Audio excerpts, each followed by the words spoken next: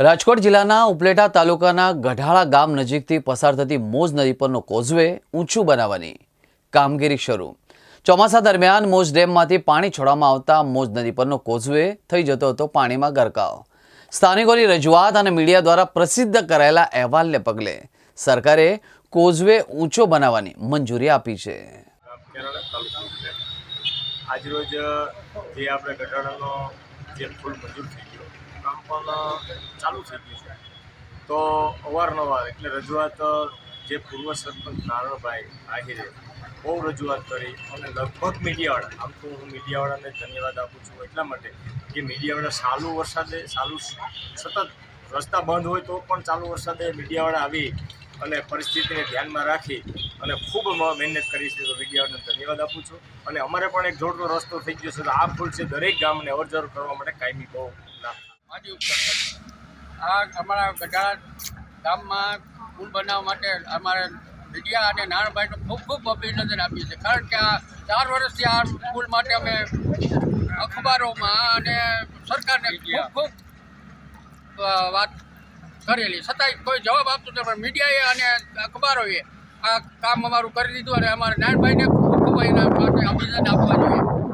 અમે આજે સતત 4-5 વર્ષથી આ રજૂઆત કરવા કરી હતી। અમે આ પુલની નવા પુલની રજૂઆત કરી હતી। અત્યારે અમારે એનો સુખદ અને નિર્ણય આવ્યો છે અને અમારું પુલ યુદ્ધના ધોરણે ચાલુ થઈ ગયું છે। અને મીડિયાના માધ્યમથી અમે આ 4 વર્ષથી આ પ્રતિક્રિયા આપતા હતા મીડિયાના માધ્યમથી। મીડિયાએ અમારું બહુ સારું કામ કર્યું છે અને મીડિયાએ છે સરકાર સુધી આ વાત પહોંચાડી છે અને સરકારે આ વાત ધ્યાનમાં લઈ અને અમારો નવો પુલ અત્યારે મંજૂર કર્યો છે અને યુદ્ધના ધોરણે કામ પણ ચાલુ કર્યું છે। અને અમારા ગઢાળા ગામમાં અત્યારે એવું ખુશીનો આનંદ છે કે અમે મીઠાઈ વેચી અને બધાને આનંદ અનુભવી છીએ।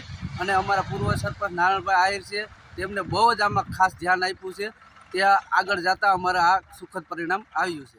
આજે છેલ્લા 4 વર્ષથી સતત નવા પુલ બાબતની અમે રજૂઆત કરતા હતા, ત્યારે આ પુલ મીડિયા છેલ્લા 4 વર્ષથી એક ધારું સતત ચલાવેલ હોય, જેથી અમે મીડિયા તમામ ચેનલોને અખબારોને ખૂબ ધન્યવાદ પાઠવીએ છીએ। જો અમારો પુલ થયો હોય તો ફક્ત મીડિયાની જ મહેરબાનીથી થયો છે, મીડિયાની દયાથી થયો છે।